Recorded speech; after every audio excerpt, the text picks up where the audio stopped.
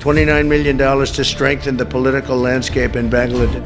মার্কিন আন্তর্জাতিক উন্নয়ন সংস্থা ইউএসআইডি বাংলাদেশ রাজনৈতিক পরিস্থিতি শক্তিশালী করার জন্য $29 মিলিয়ন অর্থ সহায়তা দিয়েছে বলে দাবি করেছেন দেশটির প্রেসিডেন্ট ডোনাল্ড ট্রাম্প।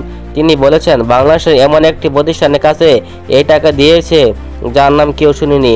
ভারতীয় সংবাদ মাধ্যম টাইমস অফ ইন্ডিয়া প্রতিবেদন বলা হয়েছে, স্থানীয় সময় শুক্রবার 21 ফেব্রুয়ারি মার্কিন অঙ্গরাজ্যগুলোর গভর্নরদের কর্ম অধিবেশনে ভাষণ দেওয়ার সময় ট্রাম্প এই কথা বলেন।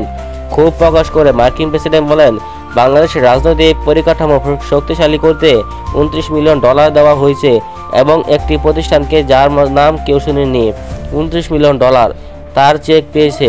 কল্পনা করতে পারো, তোমরা একটা ছোট্ট প্রতিষ্ঠান আছে, এখানে ওখানে $10,000 করে পাও, আর তারপর হঠাৎ যুক্তরাষ্ট্র সরকার থেকে $29 মিলিয়ন পেয়ে যাও। ওই প্রতিষ্ঠানে মাত্র 2 জন লোক কাজ করে। 2 জন। আমি মনে করি তারা খুব খুশি, খুব ধনী হয়ে গেছে। শিগগিরই তারা একটা নামকরা বিজনেস ম্যাগজিনে কভারে চলে আসবে, কারণ তারা সফল। বন্ধু রাষ্ট্র ভারতকে অর্থ সহায়তা দেওয়ার কথাও উল্লেখ করেন ট্রাম্প।